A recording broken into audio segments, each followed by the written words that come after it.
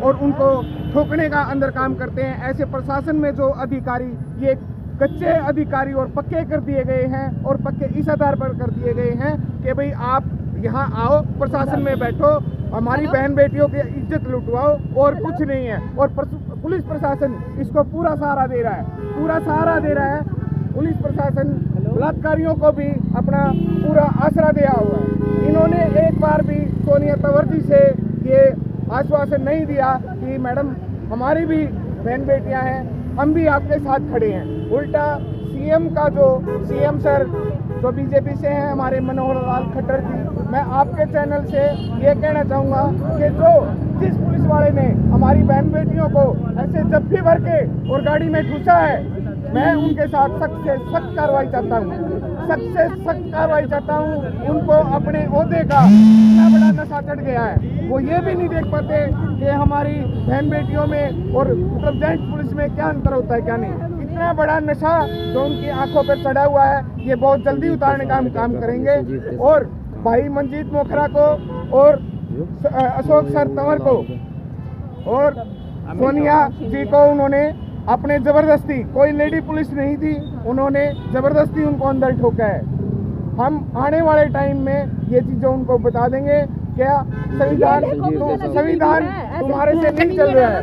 और विजय देशवाल जी, मैं आपको चेताना चाहता हूँ कि जो आपने ये काम करवाया है ये सरासर गलत है।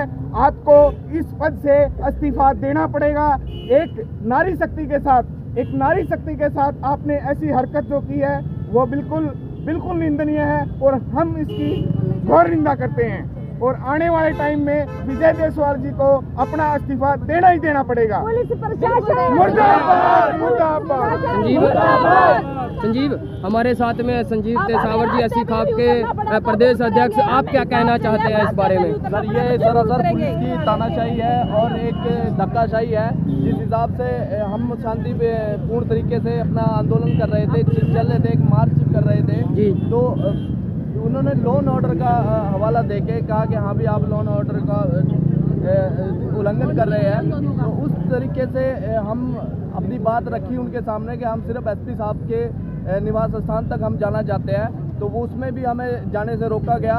और जब हम वापस अपने जहाँ पे हमने अपना आंदोलन रखा हुआ था, तो वहाँ पे वापस जाने के लिए गए, तो वहाँ पे रास्ते में ही रोक के हमें गिरफ्तारी जो हमारे प्रदेश अध्यक्ष एससी खाप से जो अपना राष्ट्रीय अध्यक्ष है अपने अमित तंवर जी, सोनिया तंवर जी और मंजीत मोखरा जी और उनके साथ साथी है हमारे, तो उनको ज़बरदस्ती अपनी पुलिस प्रशासन ने अपनी गाड़ियों में ठूसा गया। मतलब ये तो यही होगा कि जिस हिसाब से अन्याय भी हमारे साथ हो रहा है और गिरफ्तारी भी हमारी हो रही है। अगर गिरफ्तारी चाहते हैं तो गिरफ्तारी देने के लिए सारे तैयार थे, ज़बरदस्ती ठूसा गया, तो ये कहीं ना कहीं बहुत प्रशासन की एक बहुत बड़ी कमजोरी है।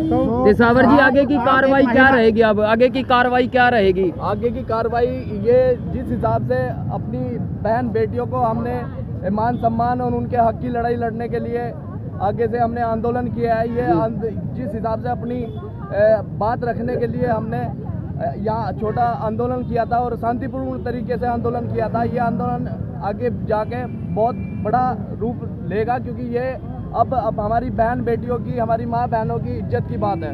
आप एक महिला हो और आज महिला पर हुए अत्याचार को लेकर आज धरने प्रदर्शन में सारी महिलाएं बैठी थी, और पुलिस प्रशासन ने जो ये अभद्र व्यवहार किया, इस बारे में आप क्या कहना चाहोगे? यही कहना चाहूँगी कि आज की जो हालात है, पुलिस पे से विश्वास उठा देने वाली हालात है। क्या एक महिला जिसने 24 एफआईआर दर्ज कर रखी है, क्या वो अपनी बात सामने रखने के लिए तैयार नहीं है? क्या उनको अपनी बात आगे रखने का अधिकार नहीं है क्या? अगर उसी महिलाओं को गिरफ्तार करना है तो जो अपराधी है उनको तो आपने खुला छोड़ दिया, जो शिकायत करता है उनको उठा के ले गए। एक तरफ प्रशासन बेटी बचाओ बेटी पढ़ाओ का नारा देती है और दूसरी तरफ आज ये बेटियों के साथ ये हाल की गई है, तो क्या कहना चाहोगे?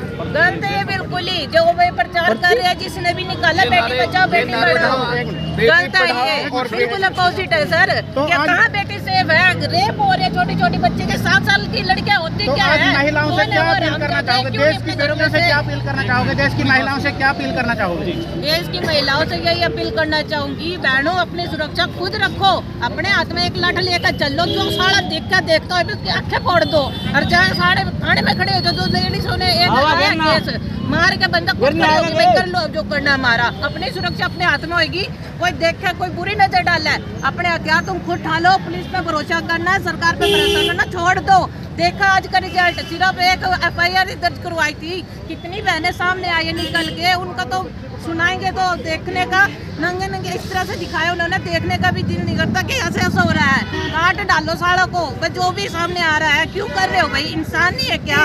लगे नहीं है इस तरह तरीके से गिरफ्तार किया गया है, तो महिलाओं से क्या अपील करना चाहोगी कि उनके सहयोग में यहाँ पर आके खड़े हुए?